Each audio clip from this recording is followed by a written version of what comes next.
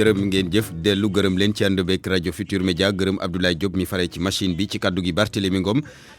ñu yegg si nag ci ni ñu koy defee suba si nekk ci antenne bi ci daan corona rek ngir xool ban feem la ñuy jaar ngir jëlee fii feebar bi ñu ciy ànd ak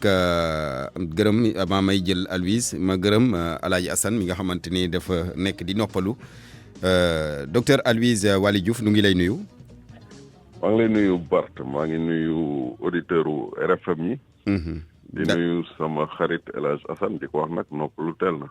noppalu teel na moom kay daa teel a sonn sax te dara xewagul alors docteur yow yaay directeur cabinet ministre de la santé boobaak léegi ñu ngi wax ci feebar bi démb ci mujj ak xibaar yi nga xamante ni tukkee na ministère ñeel stratégie bu bees bi nga xamante ni moom ngeen bëgg a taxawal ngir gën a mën a xeex feebar bi fii ci Dakar rawatina Dakar nga xamante ni moo ëppi kaa ci jamono ji stratégie boobu ci ay détails est-ce que mën nañu xam ci lan ak lan ngeen ko wékk. waaw jërëjëf Barthélémy ni nga ko waxee je crois que bu ñu xoolee situation bi ñaari cluster yoo xam ne ñoo gën a bari les cas donc la ñu am fii Sénégal benn bi nekk au niveau de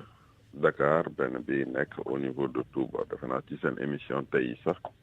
gis ngeen médecin chef région bu Touba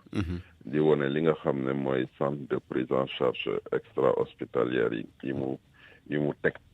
pour loolu mais bu ñu xoolee Dakar c'est presque 66 cas ci ñu am 66 cas 66% des cas yi ñu am globalement au Sénégal muy loo xam ne aussi lu am solo la mais il faut le comprendre parce que Dakar mooy capitale administrative ak capitale économique ni ñuy comprendre rek cas yi noonu la maanaam daal bariwaayu nit ñi war na ko mën a expliquer waaw mais ni ñu koy expliquer ci bariwaayu nit ñi noonu lañ ko war a expliquer aussi si rapidité système bi ñu war a stratégie bi ñu war a teg pour mën a étouffer évolution virus bi fii ci Dakar looloo waral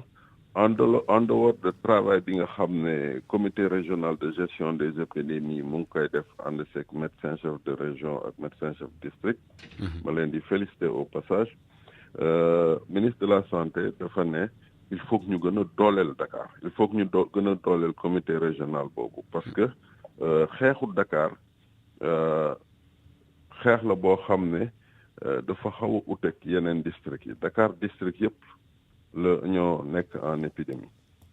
et stratégie bi ngay utiliser ci benn district mënul bokk ak stratégie bi ngay utiliser ci beneen district maanaam ni ma ko waxee dem stratégie bi nga xam ne moom la ñuy développer ci côté Wakam Ngor Yoff bokkul ak stratégie bi ñu war a développer ci côté Kër Massar parce que dëkk foo dem rek dafa am ay réalités socio-comportementales ak ay réalités socio-économiques yu fa am yooyu il faut que ñu jël leen en compte parce que virus bi du xëy rek dugg ci nit virus bi day ay nit ñoo koy joxe jàllale ci nit diggante nit ak nit nit ñooñu nag pour ñu jàllale ko il faut dafay méngoo ak seen comportement dafay méngoo ak seen attitude et donc il faut que ñu mën a xool ci comportement yi xool ci attitude yi pour agir à ce niveau pour que suñu stratégie aussi ñu gën ko baser sur des évidences mais moo gën a nekk une stratégie locale donc ñu décidé renforcer comité régional de gestion des épidémies ak benn équipe multi sectorielle d'intervention boo xam ne dina mën a gën a saytuwaat situation épidémie bi ci Dakar gën a def ay analyse ci wàllum épidémiologie pour que ñu mën a am une riposte beaucoup plus axée sur le comportement des individus une riposte beaucoup plus axée ci attitude nit ñi parce que fi ñu toll nii c'est la transmission communautaire qu'il faut étouffer et loolu maanaam daal da ngeen di baral tànk yi rawatina ci surtout ci volet sensibilisation bi waaw dañuy yokk baral tànk yi gën a liggéey ak askan wi gën a liggéey ci comportement askan wi gën a dooleel aussi ñi nga xam ne ñooy leader communautaire ak leader religieux yi nga xam ne ñu ngi ci biir askan wi. D'accord léegi bu mooyee loolu nag gis nañu ne c'est vrai que ba feebar bi commencé ak léegi yaa ngi ko wax Dakar ëpp na ka looloo waral ngeen di changer stratégie bi district diggante district ak morom ma stratégie bi naturellement dafay changer parce que bokkuñu bu ñu jëlee booru centre ville bi nga xamante ne ak région quartier populaire yi yooyu stratégie bi xam naa ne foofu du neex a lijjanti. non du xam nga da nga may permettre sax ma ñëwaat ci dara mooy que virus bi ñëpp xam nañ ne virus bu bees la moo tax damay ñenn ñi les uns et les autres à beaucoup plus d'humilité rawatina ñun nga xam ne ñoo nekk ministre Balma ñoo nekk ministère de la santé. Il faut que Sénégalais yi am tuuti humilité ñun ñëpp ñu am humilité par rapport à virus bi ni muy manifesté wu par rapport aux connaissances yi nga xam ne moom la ñuy développé ci wàllum virus parce que bés bu nekk dañuy jàngaat leneen mais li am ba am mooy stratégie bi nga xam ne moo am niveau moom la ñuy adopté ci benn zone bu mel ni par exemple Kër Massar wala Tëngéej dina différente ak stratégie bi nga xam ne moom la ñuy adopté centre ville parce que centre ville aussi ñi ci bari dañuy xëy si liggéey si delluwaat seen fi ñu jóge donc loolu c'est des attitudes yoo xam ne il faut que ñu mën ko analyser il faut que ñu mën a pexe ba renforcer aussi tout ce qui est dépistage gën a élargir suñu champ de dépistage te loolu ay stratégie la yoo xam ne dañ ko laloon mais annoncé woon nañ ko bu yàgg de toute façon mais gën a renforcer détection précoce des cas maintenant ci wàllum comportement bi loolu day rek fexe ba communauté bi à travers activité am à travers ses réalités socio-économiques am à travers ses attitudes comportementales am yi ñu mën a waxtaan ak ñoom pour que seen comportement ak seen activités yi nga xam ne ñu ngi koy mëne mu doon activité yoo xam ne dina mën a méngoo ak dynamique wu contrôle virus bi ci localité yi. maanaam daal da ngeen di def focus surtout ci quartier populaire yi. du ñu def focus c'est-à-dire que c'est en fonction c'est tout wax naa c'est tous les districts qui sont atteints. Mais la stratégie bi ñuy développer dans un district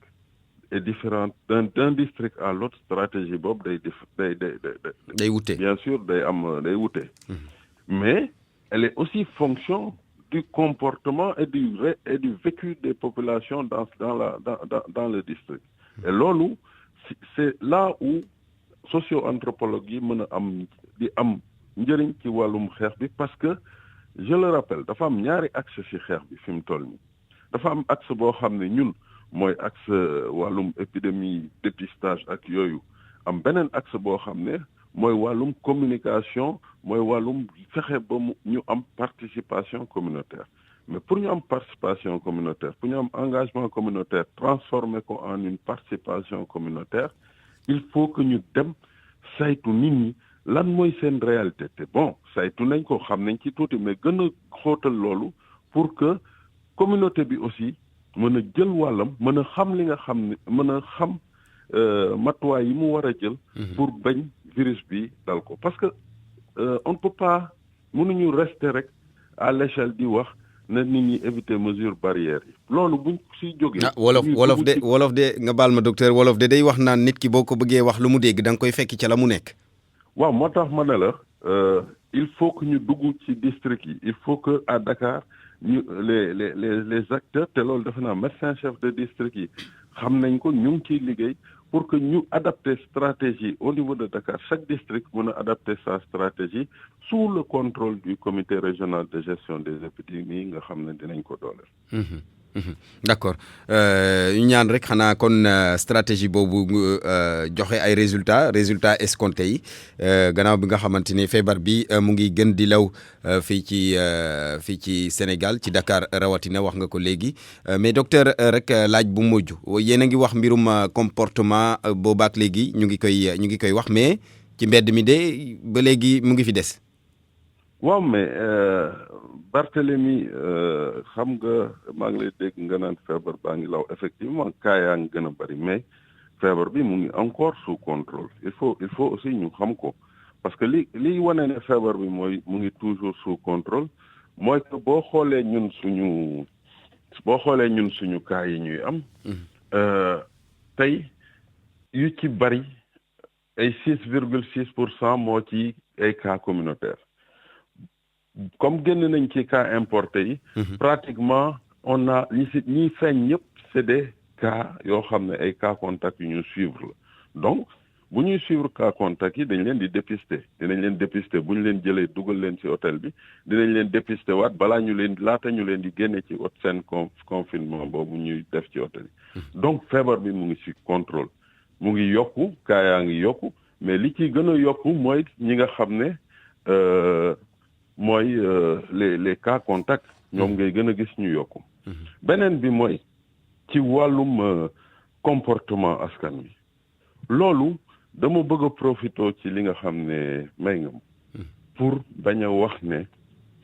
il faut pas que ñu xalaat ne dañoo nekk ci période bu ñuy relâché Barthélemy mesures yi nga xam ne jël nañ ko bu ñuy dugg ci épidémie dëkk yëpp te loolu c'est ci prise en charge épidémie la bokk booy dugg ci épidémie feebar surtout rawatina feebar boo xam ne xamoon nu muy évoluer da ngay commencer par jël ay mesures yu sévères yooyu ngay jël dina la permettre yow nga mën a déjà contrôler épidémie mesures yu sévères yooyu ngay jël dina la permettre nga mën a aar sa askan aar sa bakkanu askan boo demee nag ba au bout de 6 semaines foofu la ñuy xoolee ndax effectivement dëkk bi mu ngi contrôler épidémie boo demee ba au bout de 6 semaines nga xam ne sa stratégie de réponse yi ngay teg mu ngi adapté wu à la situation yow yaa ngi contrôler épidémie bi doo yemati rek ci aar bakkanu nit ñi da ngay évoluer di aaraale bakkanu nit ñi mais di aaraale koom-koomu nit ñi donc c'est comme ça qu'il faut comprendre le changement de paradigme bi nga xam ne am nañ ko c'est pas un relâchement mais on est passé kon daal loolu bokk na ci li tax njiitu réew mi jël décision woyofal mesure strict restriction yi Barthélemy ki nga xam ne dafa amoon xëy di dundal njabootam bu demee ba ndax crise bi ñu tëjoon boutique am ñu tëjoon commerce am amatul xëy kooku boo ñëwee di ko wax del sol masque dana la wax fan la koy jëlee te loolu day tax ba cohésion bi nga xam ne moo war pour ñu xeex feebar bi cohésion boobu du amati mais li tax ñu defoon ko parce que dañ doon aar ay bakkan léegi comme ñu ngi contrôler épidémie bi comme suñu cas contact ñu ngi leen di dugal ci hôtel yi di leen tester comme cas communautaire ñu ngi leen di jël en charge ci hôpitaux yi ba am une prise en charge extra hospitalière yematuñu ci aar bakkan yi léegi dañuy aar bakkan yi ak aar koom-koom yi donc pour loolu aussi il faut que communauté bi xam ne delloo nañ leen li am solo mooy seen koom-koom pour que ñu mën a du point de vue socio-économique gën a suqiwaat mais ñoom tamit ñu jël seen wàll ci xeex bi parce que xeex bi jeexagul. loolu maanaam daal dem leen liggéey waaye respecté leen mesures yi. respecté leen mesures yi et je crois que dégguñu fenn fu ñu wax bu leen solati masque déggu leen fenn fu ñu wax nañu moytu distanciation physique bi ni ñu koy waxee parce que distanciation sociale am na sama benn mag bu ma ne mais ñun si social la ñu dëkk l'Africain est purement social nañuy wax distanciation physique wax na dëgg donc déggoo fenn ñu ne nañu respecté nañu bàyyi distanciation physique déggoo fenn ñu ne nañu bàyyi transport interrégion donc les mesures sont là mais pour qu'on puisse les appliquer désormais dans une atmosphère beaucoup plus sereine socialement et économiquement il fallait que ñu permettre aux Sénégalais ñu pouvoir ñi am activité économique demaat ci seen activité économique tout en respectant les mesures et c'est là où ñuy interpeller la responsabilité des uns et des autres. Je dis aux gens du système de santé gàcci ngalam li ci war dinañ ko def ministre de la santé daf ñuy ñaax chaque jour pour que ñoom ñu continuer def li nga xam ne ñu ngi koy def may wax askan wi nañu permettre système de santé mu dimbali leen parce que ki lay dimbali boo tëjee say bunt ëllëg di nga ko soxla te loolu baara day tali laaju ñaanuñ ko. donc dañu toog ñu am humilité concentré wu ci li nga xam ne mooy xeex Covid bi bañ a dugg ci ay discussion yoo xam ne duñu jëmee kanam c'est vrai il faut que ñu ubbeeku pour déglu nit ñi pour déglu proposition yi mais je crois que l'heure est plutôt à la poursuite de la mobilisation pour que ñu mën a gagner combat. D'accord docteur Aloyse Waly Diouf ñu ngi lay gërëm. jërëjëf ñu ngi lay gërëm bu baax jox la daje peut-être ci kanam docteur Aloyse Waly Diouf di directeur cabinet bu ministre de la santé.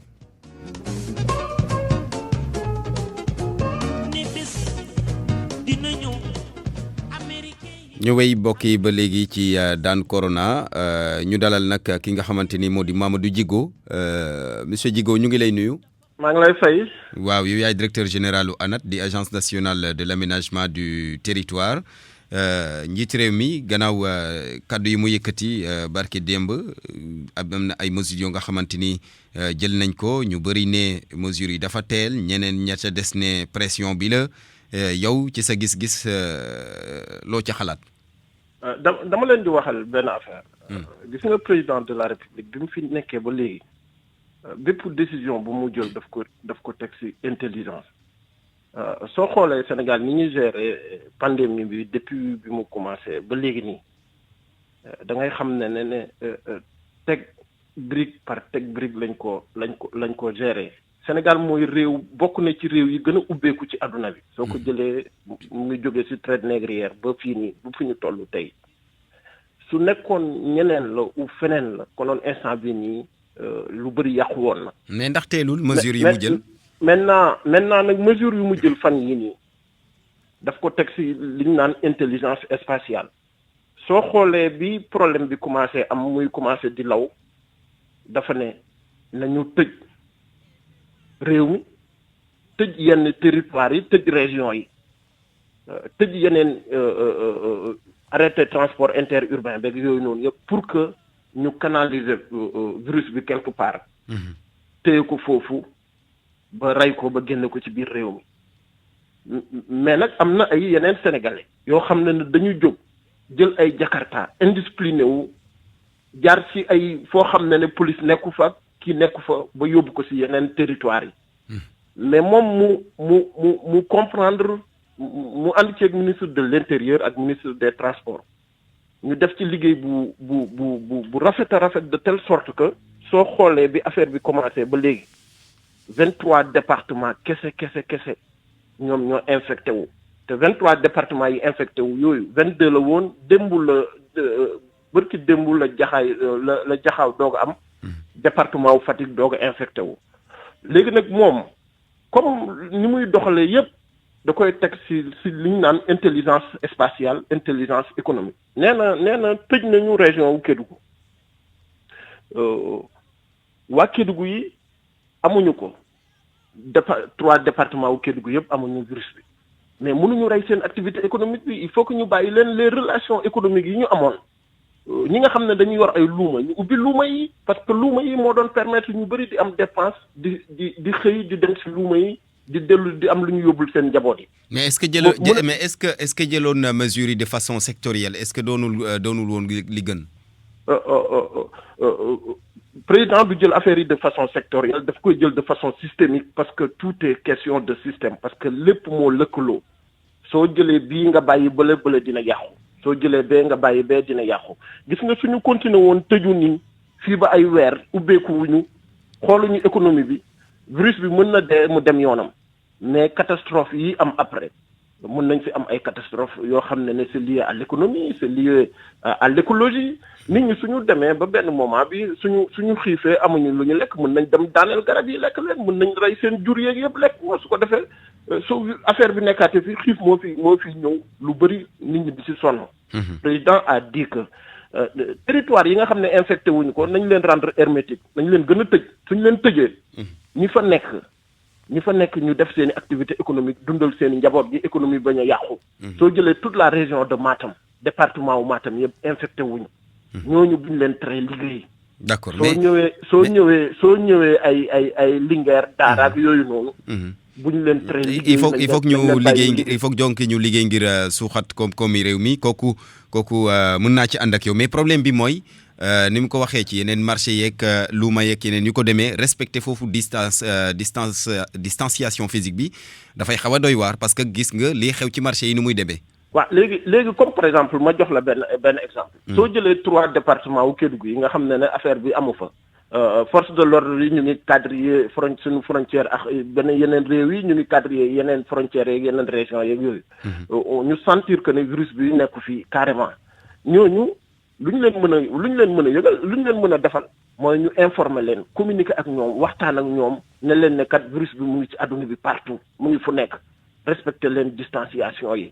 nit ñi dégg nañ ku takkul masque mën nga ko am takk leen masque ñu wax leen ko mais bu ñu leen empêcher ñu def seen activité économique parce que président mais justement monsieur Djigo justement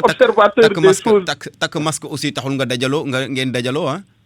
takk leen masque respecter ça c'est un package c'est un package de mesures. oui tout yëpp la. voilà c'est ça takk masque nag taxul mayu la nga def dajaloo. respecter distanciation bi. mais relation économique bi bu ñu ko coupé parce que gis nga ma waxal la benn affaire. gis nga auparavant soo gisee yeneen réew yi àdduna bi yëpp suñ doon def seen planification. surtout seen planification li ñu doon njëkk a def mooy dañ naan nañu planifier côté sécurité. def ay remparts créer ay militaires créer ay affaires yu bëri ne lii la ñuy njëkk a def d'abord en matière d'aménagement du territoire su ko defee après nag ñu teg si ay économie ay agriculture ay élevage ak yooyu noonu yëpp on s'est rendu compte que ñi ko doon def ñëpp dañuy am ay problèmes après. ubbi école yi ñu wax déglu ma baal ma mais ci lu gaaw parce que waxtu bi également def voilà ñu ne léegi suñu planification yëpp nañ ko def capitaine bi mu nekk économie. soo jëlee Barcelone bi football tey Messi moom mooy yor rôle économie bi léegi nag su ko defee économie bi su deewul santé bi du dee su économie bi deewul agriculture bi du dee économie bi su deewul yeneen secteurs yëpp du ñu dee parce que économie bi moom mooy capitaine u yeneen secteurs yi. d'accord mais est-ce que urgence la woon a eu à faire des choix très intelligents. d'accord mais est-ce que urgence la woon compte tenu de la sociologie du Sénégal compte tenu des territoires du Sénégal compte tenu de l'ensemble des acteurs qui composent cette société-là. d'accord moom xam na ne Sénégal amul doole boo xam ne mun nañ tëj ñëpp fii ba ay weeri weer. xam na ne aussi tamit économie bi nekk fii nii il faut que mu continuer di dem. d'accord mais est-ce que urgence la woon monsieur Djigo est-ce que urgence la woon ñu ubbi école yi le 2 juin. mais réew sans école du nekkatul réew bu nit ñi xam gis nga ñi gën a xam ñu bari virus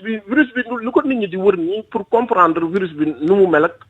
laboratoire yi ñu koy xool rek affaire yooyu école moo tax ñu xam ko. su école amul woon ko noonu tey ñii virus bi su fi ñëwee tey ñëpp dañ fiy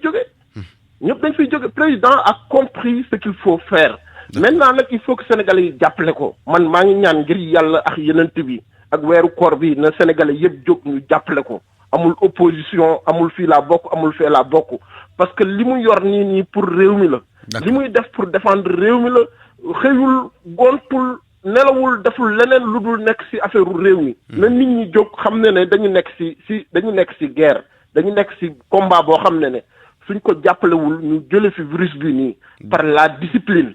par la compréhension par ñu bës suñu xol yi par ñu nangu yenn ndogal yi par ñu bàyyi yenn wax yu soxor yeeg yu bon yeeg yooyu noonu suñ ko defee dinañu fi jële virus bi. mais kenn ku nekk su xoolee keneen ki lu mu sol. xool keneen ki nu muy doxee sans mu xam ne virus bi mu ngi fii nii mu ngi fële na la nii lay comporté woo. et tout ça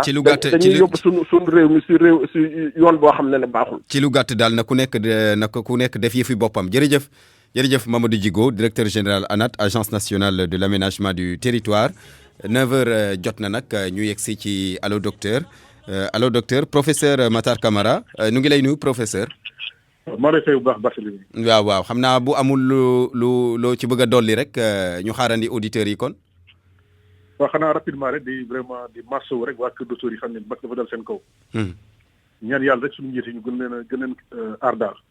aar si ay jumtuwaay. waaw loolu daal laay ñaan quoi. ñoom day bari na ci ñoom ñu yëkkati kàddu dina sàkku ñu jox leen matériel ndaxte ñoom it virus bi bàyyiwu leen. waaw loolu moom dëgg la lu am la ba léegi daal ñu ngi am jafe-jafe boobu. d'accord léegi ñuy xaar am na kenn ku nekk si ligne bi Ablaye Diop salaamaaleykum. maaleykum salaam. kooku waaw. sëñ Modou la maa lay ziar bu baax di ziare Ablaye ak docteur Camara. sëñ Modou waaw liggéey bi macha allah. laaj ana Alaaji Assane moom mbaa mi ngi si jàmm rek. mi ngi si jàmm mu ngi si jàmm day noppalu rek. waaw alhamdulilah xanaa ba ma ko mayee rek Alaaji xam nga keroog dañoo waxtaanoon ci béykat yi waroon a béy. pour président yàlla mal leen ñu mën a dem béy seen tool yi yàlla def na rek président dogal na ko. waaye dafa am benn dogal boo xam xëy na xanaa buñ ci mënee ñëwaat muy wàllu ñi nga xamee ne ñoo nekk ci wàllu transport. di dëkk ak dëkk ñooñu kenn gënu leen sonn jamono ji wax dëgg yàlla. d'accord ci tuddee ku mel ni Fallou Galas ña ngi ke Mbàkke rek daanaka mën naa tudd naa ñëpp sonn nañ lool ndax liggéeyatuñ dematuñ dikkuñ te transport dafa yaatu ginnaaw li ne ci ginnaaw dafa bëri mécanicien beeg coxeur beeg ñeneen ak ñeneen. d'accord kon war nañ leen a bàyyi xel moom transport sax laay man waxuma transporteur mais ñi nekk transport sama kalaat bi nga xam ne dañuy kocc nekk transport moom seen oto gaare ko lu mat ñetti weer demuñ dikkuñ ñooñu war nañ leen xool nañ leen leen jàppalee ba mën a dem mën a dikk ba pare ñu jàppale leen ci li nga xam ne mooy fond bi nga xam ne dafa génn. d'accord jërëjëf waaw dafa am laaj booy laaj docteur wala. waaw dama koy laaj waaw. docteur Camara dama koy laaj na ko dafa am ci biir centre yi nga xam ne mooy ni fa malade yi nekk. da ngay dégg benn malade bu ne la man xool nañ ma ba jàngoro gi nekkul sama yaram mais ñoom dañuy jaxasoo seen biir. léegi ki nga xam ne xool nañ ko ba jàngoro gi nekkatul ci yaramam ak ki nga xam ne xëy na jàngoro gi des na ci yaramam. ñoom ñu bokk benn place bi ñuy toog di lekk naan di toog di waxtaan léegi est-ce que kooku xanaa dañ ko mënta wàllaat wala lan. lan moo tax ki nga xam ne xas na wér mënuñ ko isolé wala kenn ko dañu isolé la ba nga xamee ne ku mën a wér di nga mën a génn te kenn du la wàllaat loolu daal laa bëggoon mu leeral ñu ko ndax malade yi dañ mën a wàllaat ci seen biir wala lan parce que kii day wér ba pare keneen ki du wér ba pare ñu bokk lépp nekk ci biir centre bi loolu daal moom bëggoon naa mu indi ñu ci ay leeral. d'accord docteur aca kàddu waangoog. waaw maa ngi koy jaajëfal bu baax waaye sëñ Maodo si question bu am solo boobu. wax na dëgg vraiment loolu lu jar a moytu parce que loolu risque am na si moom risque wala de seen biir am na si. maanaam bu ñu centre bi ñu leen di traité wala centre fi ñu leen di def confinement. fi ñu leen di boole bi ñu leen boole benn même néeg. leen di boole ñuy lekk ñu bokk lekk. même néeg bi ñu bokk rek déjà ñoom fekkee ne duñu protégé wu duñu ay solo ay masque duñu moytu yenn moytu yi war na jege ñaare seen biir mën naa am wàllante parce que ba léegi kenn mënu fët ne nii soo amee doomu jàngoro jox ko amaat. gis nañ ñu bëri ñu ko am amaat ko xamuñu nag seen fan nañ ko amee lu jar gëstu la. mais ñoom kay bi ñu demee ba di leen di confiné ak yooyu kay dañu waroon bu lekk jotee ku nekk ñu jox la sa plate nga tibb dem. wax dëgg yàlla xaw ma vraiment ñu leen di gérer dëgg-dëgg mais gis naa am na ñoo xam ne dañuy bokk fi ñu nekk. dañuy bokk néeg moom dëgg yàlla. xam naa ne mënuñu def kenn ku nekk ak néegam. dafa am ñu si wër si nekk ñu wëroo pare ñeneen ñu wéreguñu donc loolu ba tey risque am na si. wala nga ci am seen biir. waaw. loolu day autorités yi war nañ ci xalaat. loolu day waxoon naa fi yàgg na vraiment ëpp na weer moo waxee loolu. loolu jar a moytu la. d'accord ñoo xaarandi keneen ci beneen ab laaj jëmee ci docteur mais docteur dama bëggoon wax rek ci waaw Ablaye am na keneen ku ne ci ligne bi salaamaaleykum. Barthélémy Ngom maa ngi lay nuyu di la ziar. Soda ñu ngi lay fay. gëj na noo déggante maa ngi lay nuyu di la jox sa wàccuwaay di nuyu équipe technique bi yëpp. di nuyu El Hadj Assane Gueye. kii génn léegi nu mu tuddati sax. sëñ Maodo dafa wax lépp Barthélémy. ñi ngi jaajëfal président parce que ki nga deuxième invité bi li mu wax gis nga bu président gaawutoon génn wax da nga gis crise boo xam ne nii mooy raw feebar bi Barthélémy parce que économie bi doon na daanu carrément bu nu demee ba benn marché duggatut nit ñi jaayatul ñii jaay seen i xar di ca dund ñii jaay seen i ganaar di ca dund ñii di dem ci luuma yi di duggi di ci dund secteur transport nag loolu ko wax moom ñoo gën a respecté li président wax moom ba président waxee la ñëpp gaari seeni oto mais ñi ngi dund loo xam ne Barthélémy démb xale bu góor woo na ma nee na ma kaarang la wax xaw ma poste kër ay apprenti huissier yegg nañ ci di yelwaan loolu lekk may lancer appel son excellence président Macky Sall ak mi Omar yu mu jiite transport. D'accord. Il est temps ñu jóg dimbali transporteurs yi dimbali chauffeur ci sonn nañ Barthélémy fu mu commencé ba fa mu jeex as gor munoo ko ni defal mu def ñoom dong ñoo fi def ñoo fi respecté li président tëral transport képp ñoo ko fi respecté kon jot na mu ñëw dekkal transport jàppale chauffeur si jàppale ña fa daan dund ñëpp parce que transport Barthélémy li mu ëmb daa bëri. borom restaurant baa nga fa jaaykatu ndékke baa nga fa coxeur baa nga fay dund ñeneen ak ñeneen nga fay dund te ku reyee transport Sénégal bii da nga reyee ay junni ay nit Barthélémy kon maa ngi ñaan Omar yu mu jóg nag sama xarita moom Macky Sall ñu dekkal secteur transport bi dimbali chauffeur ci ak transporteur yi loolu daal laa amoon lu may jàllale di nuyu docteur Camara d'accord ba suba ak jàmm ba suba jërëjëf Adjaratou Soda am na keneen salaamaaleykum maaleykum salaam kooku Barthélémy maa ngi lay magal. waaw ñu ngi lay delloo siyaar. rafetlu sa taxawaay. jërëjëf. maa ngi ñaan ak El Hadj Assane Guèye nag. vraiment def na liggéey bu am solo si corona bi mu commencé ba. defate na lu am solo sax. parce que Assane moom dafa mos a jàppale réew mi. jàppale rajo bi jàppale vraiment chaque jour daf doon fi ak mag bu toll si moom. kon Assane man maa ngi lay félicité. di la ñaanal. di la jox sa wàccuwaay. jërëjëf. Barthélémy. ñun comité éleveurs yi ñëpp vraiment ñu ngi sant président de la république lim def si wàllu coronavirus ak lim jàppale éleveurs yi. waaw maa ngi ñaan nag ministère de l'intérieur. ñoom ñu xool diggante Daara ak Touba bu ñu ubbee looma yi de xam nga feebar bi dafa joto dugg suma dëkk boobu Touba te Touba ak Daara dafa jegalante de xam nga boo seetee looma bi am Daara sunu looma bi looma éleveurs yi dimanche la ñuy def de ñi fi ëpp bo Touba la ñuy jógee kon xam nga ñun benn lañu ñu dëkk Linguère Daara man maa ngi dëkk Daara léegi nag buñ ko mënoon xool sécurité bi gën a doy nañ ko xoolaat parce que fu ne la ñuy jaar pour dugg Daara de pour de dëkk boobu lim nañ ko Daara ak Touba d'accord feebar bi jotagul foofu dugg ñu ngi ñaan yàlla mu dugg foofu waaw ñu jël ci disposition yi war waaw di leen féliciter nag encore une fois rajo RFM ak secteur santé yëpp scientifique yi nga xam ne vraiment maa ngi leen di gërëm di leen sant ak surtout force de l'ordre mi ak préfet ak ñëpp di leen gërëm di leen sant d'accord jërëjëf docteur peut-être Ablaye Diop dafa am kenn salaamaaleykum allo salaamaaleykum aleykum salaam kooku man la madame Ndeye Lo waaw ñu ngi lay déglu dafa am looy laaj docteur waaw dama ko doon laaj dara parce que vu les nouvelles dispositions ma doon ko laaj lan la ñu war a mën a dolliwaat ci mesure barrière parce que xam nga suñu marché yi ni mu tëddee defe naa def distanciation physique comme l'a dit tout à l'heure docteur lu jafe lay nekk ma doon ko laaj par rapport à ça lan la nit ñu mën a dolli ci liñ leen joxoon pour ñu mën a am xel mu dal ci dem ci béréb yooyu te mu ànd ak di wàññi virus bi d'accord di remercier bu baax le personnel de santé te di leen ñaanal yàlla barkeel seeni loxo amiin ba lu ñu laal rek muy lu barkeel ndax fi mu nekk nii moom wax dëgg yàlla on est un peu laissé à nous-mêmes et j'ai suivi le docteur Diouf ci suba même stratégie dafa leerul ci suñu bopp xam naa su ko mënee gën a leeral dana xaw tane il a parlé en bon fonctionnaire de même que le deuxième invité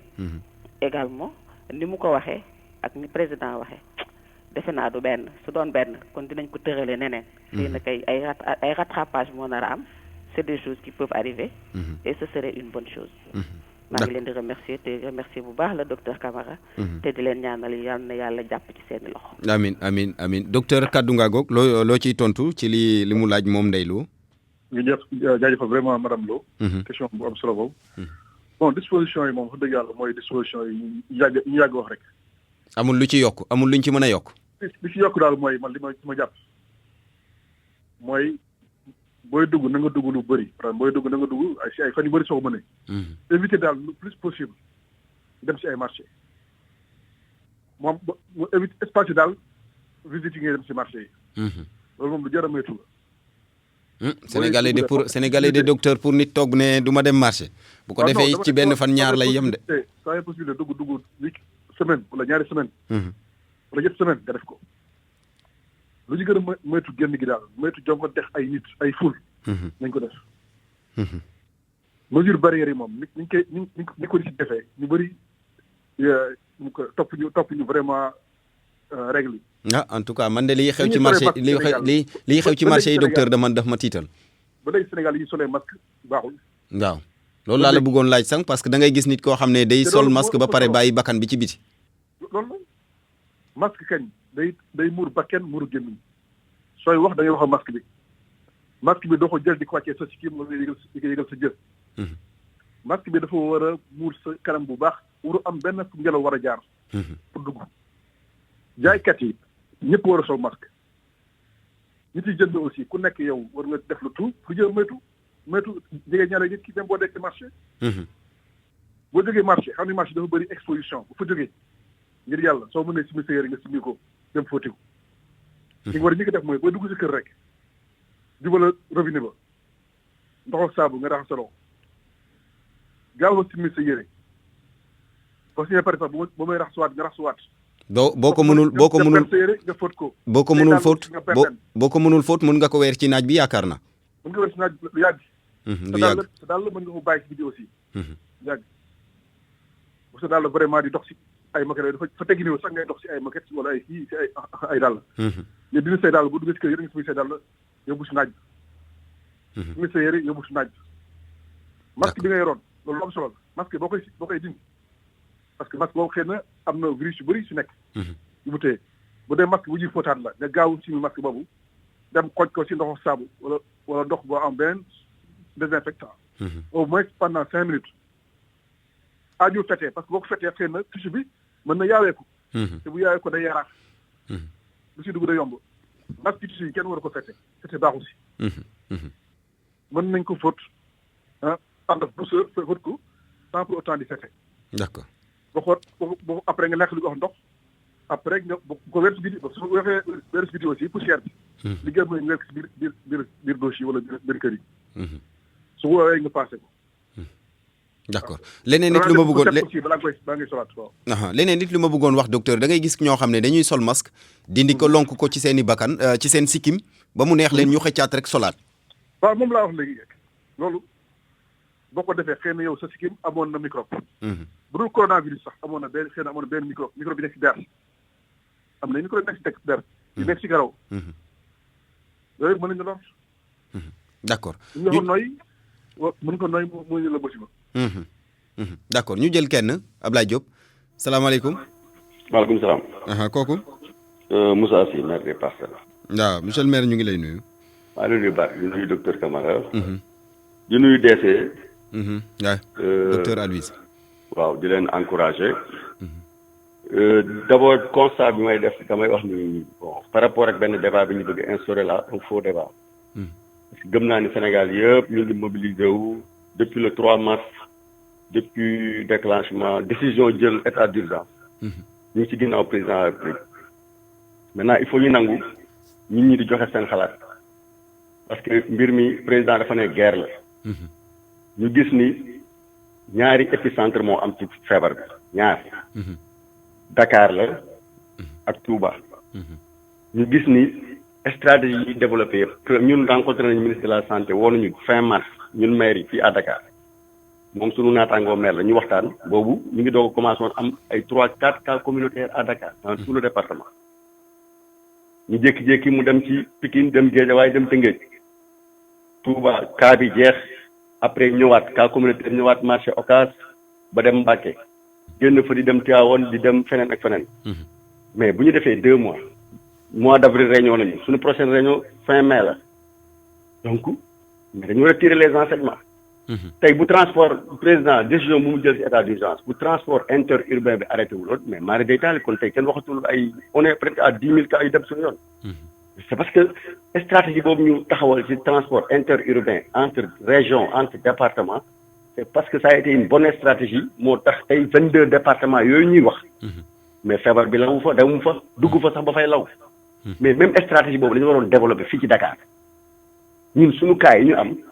à part les 2 cas importés man bi nga xam ne moom laay dund depuis le 3 mars muy Parcelles Assainies ma xam ko nekk sur le terrain 24 heures sur 24 recevoir ay malades. fekkee prélèvement ay cas suspects recevoir ay cas guéris dem ay kër ñu amoon corona ay ma seeti leen ñu nekk ay cas guéris ma déglu leen mais ma voix elle est importante dañ ma war a déglu parce que maa ngi dund affaire bi. donc maanaam daal il faut que ñu déglu les autorités au niveau de la base. ci yenn les zones les plus affectées dañ leen war a déglu. quand il y a des mesures qui sont prises et qui sont édictées par les techniciens parce que li ñuy dox du ñuy doxal depuis le 3 mars ba tey ji bi feebar bi duggee ci kii bi. techniciens de santé yi ñoo doon wax. président balaa moo jël état d'urgence balaa moo def couvre-feu dafa woote woon équipe dafa woon technicien santé yi waxtaan ak ñoom ñu ne ko lii ak lii moo gën ci réew mi mu def loolu.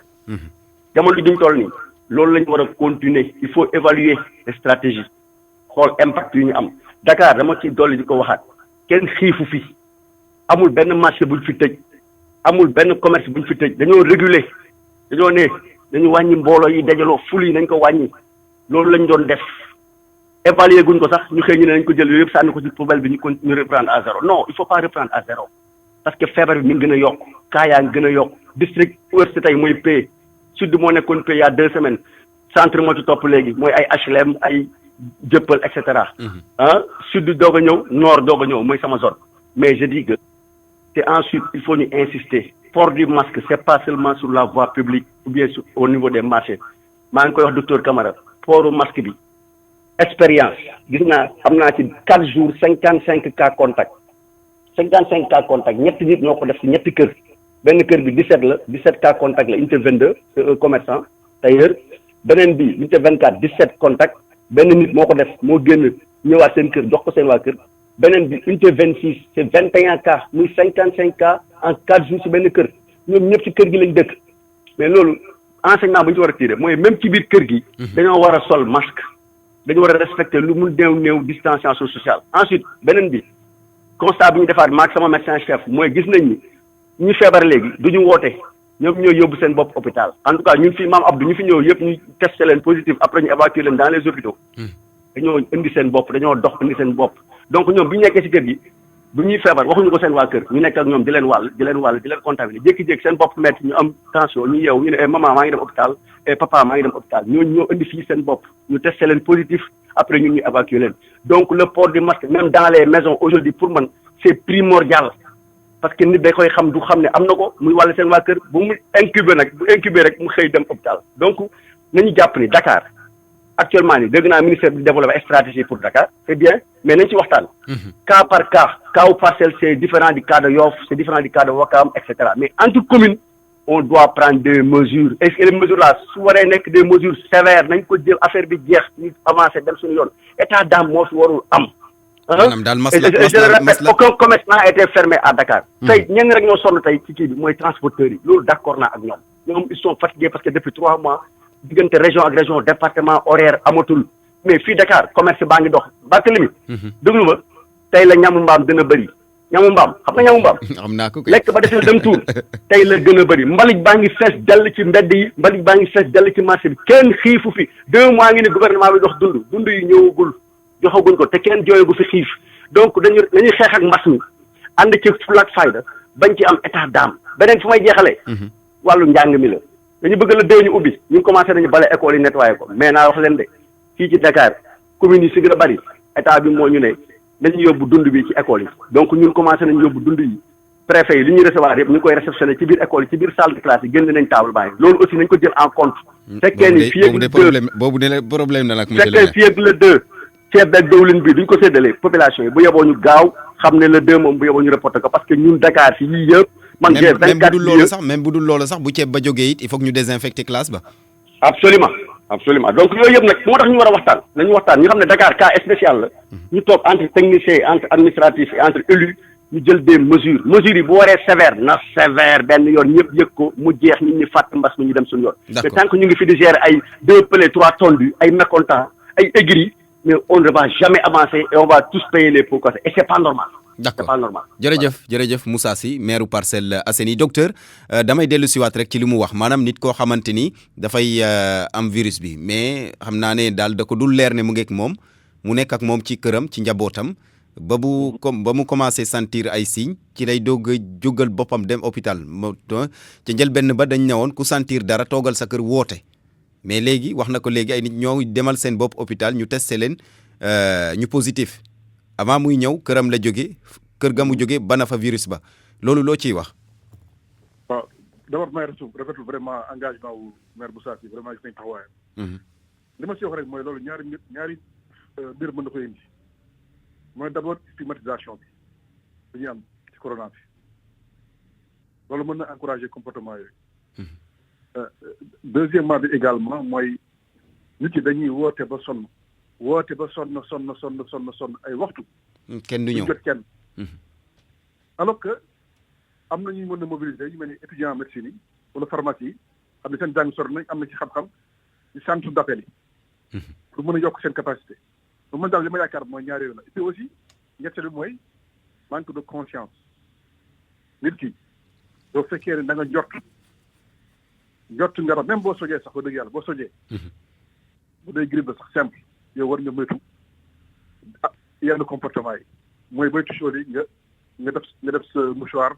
wala nga banque sa loxo. sa kudd nga moytu jege ñi ci parce que bu dee grippe aussi da ngay wàll nit ci bu dee grippe simple aussi da ngay wàll ñeneen ñi nga nekkal. mais docteur mais contexte bi. boo même boo grippé sax. na nga sow masque di respecter distance bi. parce que ñu dëkkal. waaw mais docteur dafa am lu ma bëggoon a laaj virus bi bu la duggee nii tak si saa si minute ba ca tegu nga mën a wàllaate wala au bout de 5 jours wala au bout de 14 jours ban période ngay mën a wàll sa morom. non virus moom du dugg tey rek nga wàllaate loolu amul fenn. donc bu duggee si yow il faut mu am ay fan. doomu jàngoro foog ñu leeral dara bu duggee si nit ki. bu nekk si biir nit ki xam mu nag mu nekk si biti bi bu nekkee si loxo bi wala mu nekk fenn. wala si yaram ci mais tant que génnul tant que amoo ay sécrétion yi génn. xam ne dafa contamination bi c'est externe. su fekkee ne doomu jàngoro dafa nekk seulement si biir bu dee dugg il faut mu dugg yokk jabootam. yokk jabootam dawru yokkee jabootam yow léegi loo génne sa yaram loolu bu nekkee en contact ak ñeneen beneen nit wala ay surface mën na contaminer. loolu nag ça dépend si nit ki yow fekkee na sa yaram dafa néew doole bu duggee si yow xëy na ñaari fan da nga commencé mën a. wàlle fekkee na sa yaram am na doole mën a dem ba si ay fan wala ay semaine. ça dépend rek aussi façon doomu muy manifesté woo ak si nit ki aussi. kàttanu nit ki loolu dépend. d'accord jërëjëf. te kenn contaminé tey ji rek. xanaa say loxo contaminé wala sa leneen contaminé à travers say loxo. mais bu duggee si biir yaram moom il faut muy am biir. wax dëgg yàlla. d'accord jërëjëf docteur ñu ngi lay gërëm. ñu ngi lay gërëm professeur Matar Camara di cardiologue ñu ngi koy gërëm bu baax a baax ci leeral yi gërëm également docteur Aloyse Waly Diouf mi ñu nekkaloon ci antenne bi gërëm